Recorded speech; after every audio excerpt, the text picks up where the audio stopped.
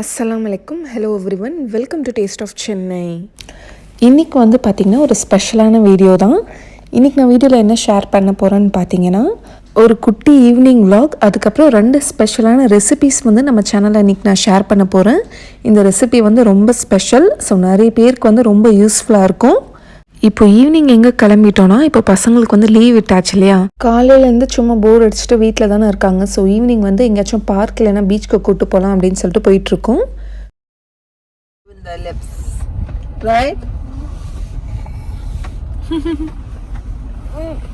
இப்போ எங்கே போகிறோம்? இப்போ 2 பேரும் வந்து ஸ்கேட்டிங்காக கிளம்பிட்டாங்க.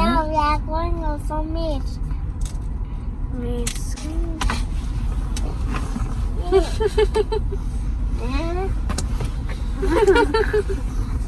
should not give that. Yeah. You're giving my mask. Corona. நல்லா சண்டை போட்டுப்பாங்க. இப்போ 2 பேரும் கொஞ்சிக்கிறாங்க.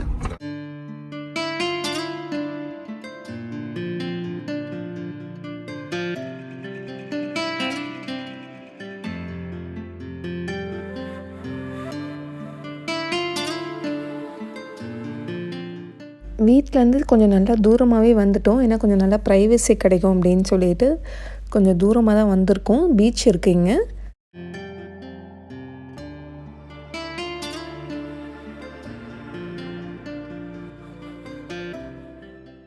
வீட்டிலேருந்து வரும்போது ஸ்கேட்டிங் ஷூஸ் வந்து போட்டு வரல. ஸோ இப்போ தான் உட்காந்து 2 பேரும் போட்டுட்ருக்காங்க.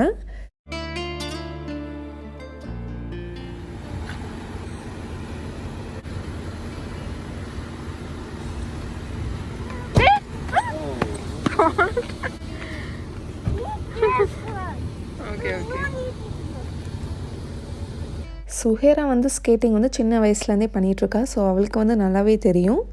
ஆரிஸ் வந்து இப்போ தான் வந்து ஒரு 2 மந்த்ஸாக வந்து பழகியிருக்கான். நாங்கள் ஷூஸ் வாங்கி தந்து ஒரு 2 டேஸ் தான் அவனே வந்து நல்லாவே பழகிக்கிட்டான். கடைசியில் கஷ்டப்பட்டு அவனுக்கு வந்து இந்த நீ கேப்லாம் போட்டு விட்டதுக்கப்புறம் பார்த்திங்கன்னா இந்த இடத்துல வந்து ஸ்கேட்டிங் பண்ணவே முடியல. இந்த ஃப்ளோர் வந்து சரியில்லை அப்படின்னு சொன்னாங்க. அந்த ஃப்ளோர் வந்து ரொம்ப ரஃப்பாக இருந்துச்சு போல். ஸோ 2 பேருமே பார்த்திங்கன்னா திரும்ப திரும்ப விழுந்துகிட்டே இருந்தாங்க. சரிப்பட்டு வராது அப்படின்னு சொல்லிட்டு இங்கேருந்து கிளம்பியாச்சு. ஸ்கேட்டிங் வந்து கொஞ்சம் ஸ்மூத்தாக இருக்கிற இடத்துல வந்து போனால் கொஞ்சம் நல்லாயிருக்கும் பசங்களுக்கு. இங்கே வந்து சைக்கிளிங் மட்டும் பண்ணுற மாதிரி இருந்துச்சு. ஈவினிங் டைமில் தான் வந்தோம். பட் ஆனால் ரொம்ப ஹாட்டாக இருந்துச்சு, எங்களால் நிற்கவே முடியல. ஸோ அதுக்கப்புறம் வந்து ஓகே பார்க்காச்சும் கூப்பிட்டு போகலாம் அப்படின்னு சொல்லிட்டு நாங்கள் கிளம்பிட்டோம்.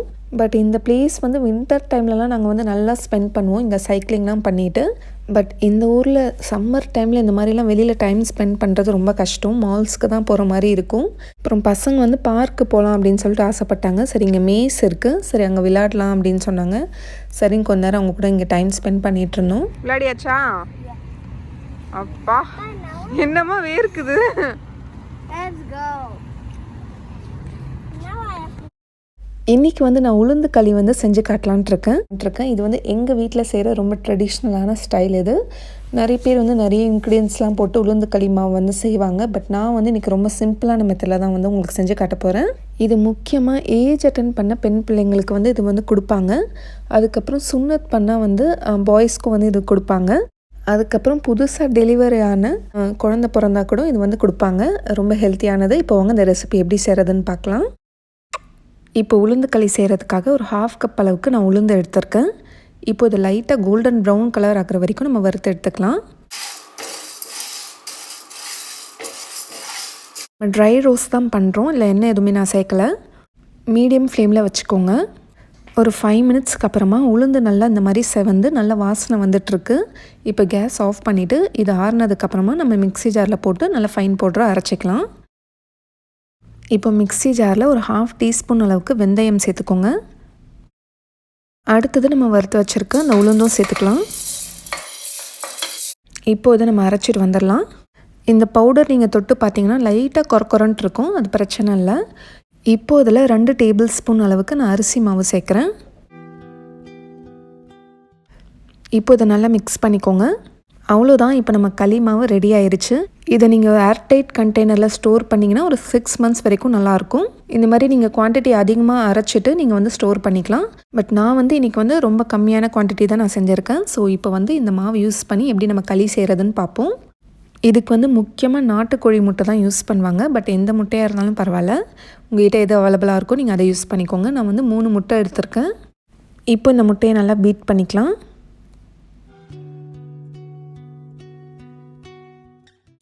இப்போ இதில் 1 கப் அளவுக்கு நான் பால் சேர்த்துக்க போகிறேன். நீங்கள் வந்து தேங்காய் பால் கூட யூஸ் பண்ணிக்கலாம். ரெண்டுமே டேஸ்ட் வந்து ரொம்ப நல்லாயிருக்கும். உங்களுக்கு எந்த டேஸ்ட் வந்து ரொம்ப பிடிக்குமோ நீங்கள் அதை சேர்த்துக்கோங்க. நான் ஒரு 250 ml அளவுக்கு சேர்த்துருக்கேன். இப்போ சேர்த்துட்டு இதை நல்லா மிக்ஸ் பண்ணிக்கோங்க.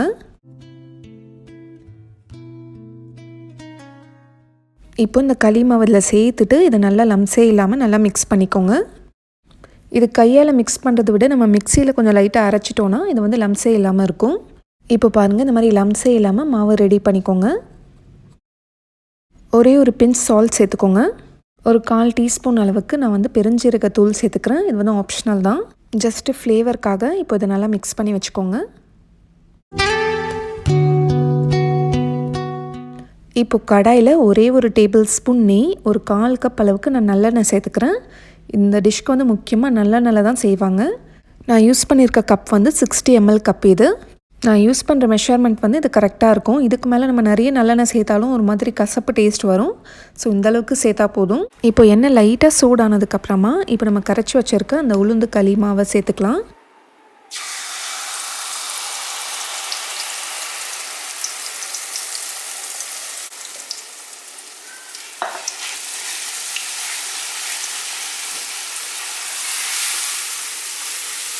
சேர்த்ததுக்கப்புறமா நல்லா இந்த மாதிரி மிக்ஸ் பண்ணிகிட்டே இருங்க. அது கொஞ்சமாக லம்ஸ் ஃபார்ம் ஆகும், அது பிரச்சனை இல்லை. இது குக்காக ரொம்பலாம் டைம் எடுத்துக்காது, ஜஸ்ட் ஒரு 5 minutesலேயே ரெடி ஆயிரும். இப்போ பாருங்கள், பேனில் இந்த மாதிரி நல்லா ஒட்டாமல் வருது. இப்போ இந்த ஸ்டேஜில் நம்ம சர்க்கரை சேர்த்துக்கலாம். ஒரு 1/2 கப் அளவுக்கு நான் சர்க்கரை சேர்த்துக்கிறேன். ஒரு 100 கிராம் அளவுக்கு இருக்குது.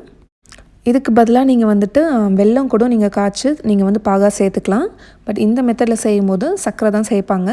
எங்கள் வீட்டில் செய்கிற மெத்தட் தான் நான் உங்கள்கிட்ட ஷேர் பண்ணியிருக்கேன். நீங்கள் வந்து ரொம்ப ஹெல்த்தியாக கொடுக்கணுன்னா நீங்கள் வந்து வெல்லம் சேர்த்துக்கோங்க. இதோட டேஸ்ட் வந்து ஹல்வா சாப்பிட்ற மாதிரியே இருக்கும், ரொம்ப நல்லாயிருக்கும். இது வந்து நம்ம வச்சு ஒரு 5 days கூட நம்ம ஃப்ரிட்ஜில் வச்சு ஸ்டோர் பண்ணி சாப்பிட்லாம். சர்க்கரை சேர்த்ததுக்கப்புறமா கொஞ்சம் இலகுன மாதிரி நல்லா சாஃப்ட் ஆயிரும். வெல்லம் சேர்த்து செய்கிற மெத்தட் வந்து நான் இன்னொரு நாள் கண்டிப்பாக உங்களுக்கு போஸ்ட் பண்ணுறேன். அவ்வளோதான், இப்போ இதை டிஷ் அவுட் பண்ணிடலாம். அவ்வளோதான், இப்போ ரொம்ப ரொம்ப ஹெல்த்தி அண்ட் டேஸ்டியான உளுந்து களி ரெடி ஆயிடுச்சு. இது நீங்கள் பிரேக்ஃபாஸ்ட்டுக்கு இல்லைனா வந்து ஈவினிங் ஸ்நாக்ஸாக கூட நம்ம வந்து குழந்தைங்களுக்கு கொடுக்கலாம். எல்லா குழந்தைங்களுமே பார்த்திங்கன்னா இது விரும்பி சாப்பிடுவாங்க. யாருமே வந்து இது நல்லா இல்லை அப்படின்னு சொல்லிட்டு வேணான்னு சொல்ல மாட்டாங்க. ஸோ அந்தளவுக்கு ரொம்ப டேஸ்டியாக இருக்கும். நம்ம சின்ன பிள்ளைங்களுக்கு மட்டும் இல்லை, பெரியவங்களும் சாப்பிட்லாம். எங்கள் வீட்டில் எங்கள் அம்மாலாம் பார்த்திங்கன்னா வீக்லி ஒன்ஸ் வந்து இது கண்டிப்பாக செஞ்சுருவாங்க. சண்டே மார்னிங் பிரேக்ஃபாஸ்ட்லாம் பார்த்திங்கன்னா இதுதான் இருக்கும். புதுசாக ஏஜ் அட்டன் பண்ண கேர்ள்ஸ்க்கு வந்து மார்னிங் பிரேக்ஃபாஸ்ட்காக ஒரு 10 daysக்கு இது தான் கொடுப்பாங்க. அதுக்கப்புறம் நாட்டுக்கோழி முட்டை வந்து காலையில் உடச்சி வந்து வாயில் ஊற்றிடுவாங்க. சில பேர் வந்து பச்சையாக சாப்பிட்றதுக்கு வந்து விரும்ப மாட்டாங்க இல்லையா முட்டை, அது அவங்களுக்குலாம் பார்த்திங்கன்னா மார்னிங் அந்த மாதிரி ஆம்லேட் இல்லைனா ஹாஃப் பாயில் அந்த மாதிரி நீங்கள் வந்து நல்லெண்ணெயிலே வந்து நீங்கள் ஃப்ரை பண்ணி கொடுத்தீங்கன்னா ரொம்ப நல்லது. ஏஜ் அட்டன் பண்ணுற டைமில் வந்து நம்ம நல்லெண்ணெய் எந்த அளவுக்கு எடுத்துக்கிறோமோ அது வந்து ரொம்ப நல்லதுன்னு சொல்லுவாங்க. இந்த களி நல்லெண்ணெய்லாம் சாப்பிட்றதால இடுப்போட எலும்பு வந்து நல்லா ஸ்ட்ராங் ஆகும், கர்ப்பப்பைக்கும் ரொம்ப நல்லது. ஸோ நீங்களும் இதே மாதிரி உங்கள் பசங்களுக்காக செஞ்சு கொடுங்க.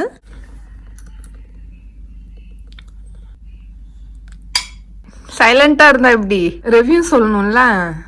ஃபேவரட்டா? இனிமே தான் ஃபேவரட் சுஹேரக், ரைட்? மஃபின் கேக் மாதிரியா இருக்கு. ஆமா, உளுந்து கேக்கு. உளுந்து கேக் அப்படிதான் இருக்கும். நல்லா இருக்குல்ல? Only girls should eat this because it gives strength to your bone and it's very good for hair. எல்லா கேர்ள்ஸும் இந்த சாப்பிடணும், போன்ஸ்க்கு நல்லது. அண்ட் முக்கியமா ஹிப்புக்கு. ஆமா, நோ, ஆமா ஆமா, ஐ டோன்ட் நோ தட். முக்கியமா ஹிப்புக்கு, முக்கியமா ஹிப்புக்கு. ஹிப் எங்க இருக்கு? இடுப்பு எலும்பு. Here. முக்கியமா ம். அதுக்கு மேல அவளுக்கு தமிழ் தெரியாது. ஏய் பாய் பாய். இது என்னென்னு பார்த்தீங்கன்னா ஜாஸ் ட்ரெண்ட்ஸ் அப்படின்னு சொல்லிட்டு ஒரு இன்ஸ்டாகிராம் பேஜ் இருக்குது.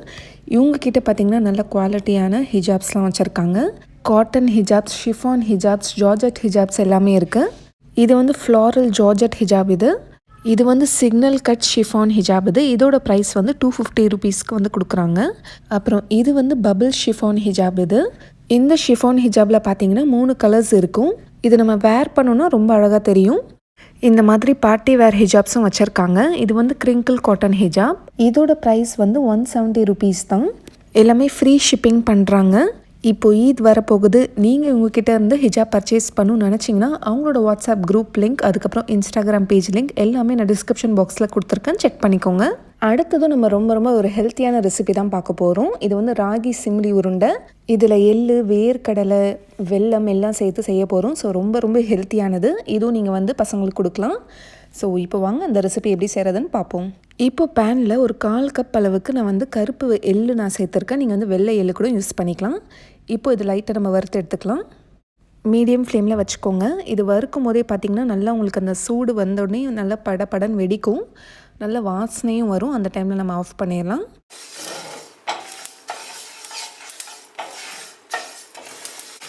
இந்த மாதிரி சத்தம் வரும் பாருங்கள். இப்போது இது கொஞ்சம் நேரத்துக்கு நல்லா ஆறட்டும். இப்போது ஒரு 1/2 கப் அளவுக்கு நான் வேர்க்கடலை எடுத்திருக்கேன். இப்போது இதையும் நம்ம ட்ரை ரோஸ்ட் பண்ணிக்கலாம்.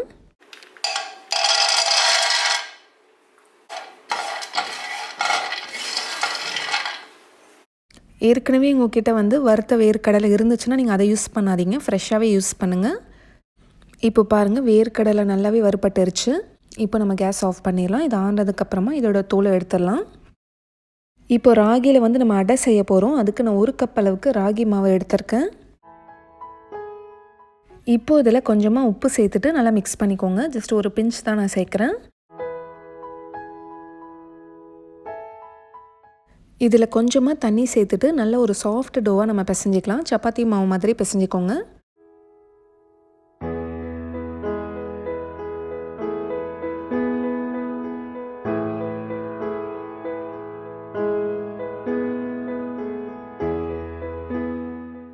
இப்போ மாவு நல்லா பிசைஞ்சாச்சு. இப்போ இதை 2ஆக டிவைட் பண்ணிக்கோங்க.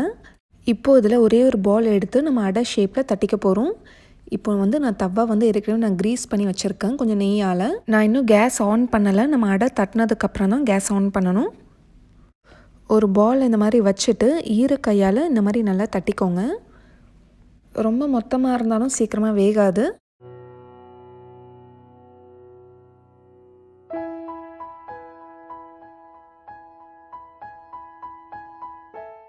இப்போது இந்த மாதிரி தட்டினதுக்கப்புறமா நம்ம கேஸ் ஆன் பண்ணிடலாம். கேஸ் நல்லா லோ ஃப்ளேமில் தான் இருக்கணும். நீங்கள் ஹை ஃப்ளேமில் வச்சிங்கன்னா மேலே மட்டும் கலர் வந்துடும், உள்ளே வந்து மாவு வேகாமல் இருக்கும். இப்போ 1 நிமிஷத்துக்கு அப்புறமா நான் கொஞ்சமாக வந்து ஒரு ஸ்பூன் நெய் விட்டுக்கிறேன், இல்லைனா நல்லெண்ணெய் கூட விட்டுக்கலாம். இப்போ இதை நம்ம திருப்பி போட்டுக்கலாம். ரொம்ப நேரம் வேக வச்சாலும் ஹார்ட் ஆயிரும்.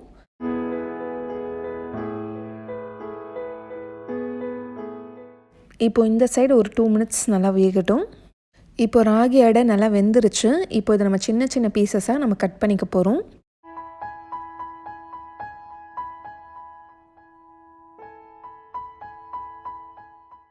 இப்போ இதே மாதிரி நான் இன்னொரு அடையும் செஞ்சுக்கிறேன்.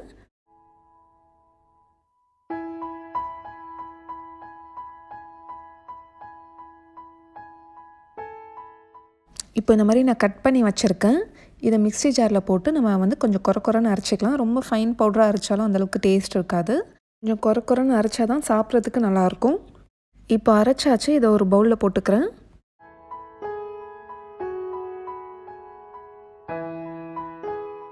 இப்போ வேர்க்கடலையோட தோல்லாம் எடுத்துகிட்டு நான் மிக்ஸி ஜாரில் போட்டுக்க போகிறேன். இப்போ மிக்ஸி ஜாரில் போட்டாச்சு. இது கூடயே நான் வந்து கருப்பு எள்ளையும் இதுலேயே சேர்த்துக்கிறேன்.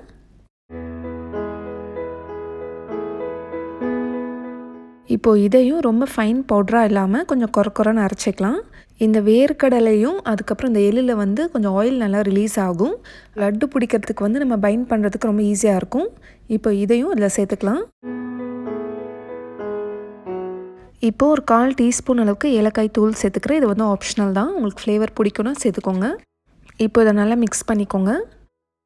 அங்கங்கே கொஞ்சம் லம்ஸ் இருக்கிற மாதிரி இருக்கும், ஸோ நல்லா மிக்ஸ் பண்ணி விடுங்க. இப்போ அடுத்தது ஒரு 1/2 கப் அளவுக்கு நான் பவுடர் பண்ண ஜாகரி வெல்லம் நம்ம சேர்த்துக்க போகிறோம். உங்களுக்கு எவ்வளோ இனிப்பு வேணுமோ நீங்கள் அவ்வளோ சேர்த்துக்கோங்க. இப்போ இதை நல்லா மிக்ஸ் பண்ணிக்கலாம்.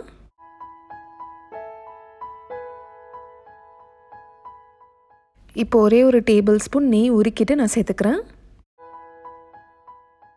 இப்போ இதை நல்லா மிக்ஸ் பண்ணி விட்டுட்டு நம்ம உருண்டை பிடிச்சிக்க வேண்டியதான்.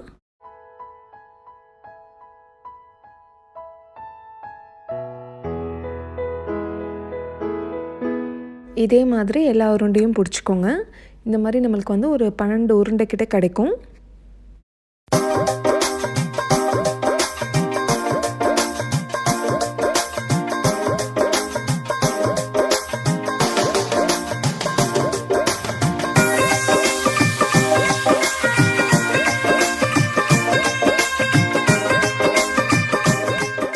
இப்போ ரொம்ப சத்தான சுவையான ராகி எள்ளு உருண்டை ரெடி ஆயிடுச்சு. இது நீங்கள் டெய்லி குழந்தைங்களுக்கு வந்து ஒரே ஒரு உருண்டை கொடுத்தா போதும். ராகி வந்து இந்த போன்ஸ்க்கெலாம் பார்த்திங்கன்னா ரொம்ப நல்லது. பெரியவங்களும் சாப்பிட்லாம். இந்த மூட்டு வலி பிரச்சனைலாம் வராமல் இருக்கும். இந்த மாதிரி ஒரு ஏர்டைட் கண்டெய்னரில் நீங்கள் ஸ்டோர் பண்ணி ஃப்ரிட்ஜில் வச்சுட்டிங்கன்னா ஒரு 10 டேஸ்க்கு நம்ம யூஸ் பண்ணலாம், கெட்டு போகாமல் இருக்கும். இதில் நம்ம செய்திருக்க ஒரு பொருளுமே ரொம்ப சத்தானது. ஸோ குழந்தைங்களுக்கு செஞ்சு கொடுங்க. நீங்களும் சாப்பிட்டு ஹெல்த்தியாக இருங்க. ட்ரை பண்ணிவிட்டு எப்படி வந்துச்சுன்னு சொல்லி உங்களோட ஃபீட்பேக் எனக்கு சொல்லுங்கள். ஃபோட்டோஸை மறக்காமல் எங்களோட இன்ஸ்டாகிராம் பேஜ் டேஸ்ட் ஆஃப் சென்னைக்கு நீங்கள் சென்ட் பண்ணி வைக்கலாம். இது வரைக்கும் எங்களோட இன்ஸ்டாகிராம் பேஜ் நீங்கள் ஃபாலோ பண்ணலன்னா ஃபாலோ பண்ணிக்கோங்க. ஸோ தட் எங்களோட டெய்லி அப்டேட்ஸ் உங்களுக்கு வந்துகிட்டே இருக்கும். இன்றைக்கி நான் ஷேர் பண்ண 2 ரெசிபியுமே உங்களோட ஃபேமிலி அண்ட் ஃப்ரெண்ட்ஸ்க்கும் யூஸ்ஃபுல்லாக இருக்கும்னு நினச்சிங்கன்னா அவங்களுக்கு மறக்காமல் நீங்கள் ஷேர் பண்ணிக்கோங்க. இதே மாதிரி இன்னும் நிறைய இன்ட்ரெஸ்டிங்கான ரெசிபிஸ் அண்ட் வ்ளாக்ஸ் நம்ம சேனலில் வந்துகிட்டே இருக்குது. ஸோ அதெல்லாம் நீங்கள் மிஸ் பண்ணாமல் பார்த்துட்டே இருக்கணும்னா நம்ம சேனல் டேஸ்ட் ஆஃப் சென்னையை சப்ஸ்கிரைப் பண்ணிக்கோங்க. இதே மாதிரி நாளைக்கு வேறொரு இன்ட்ரெஸ்டிங்கான வீடியோவில் சந்திக்கிறேன். தேங்க்யூ ஸோ மச் ஃபார் வாட்சிங்.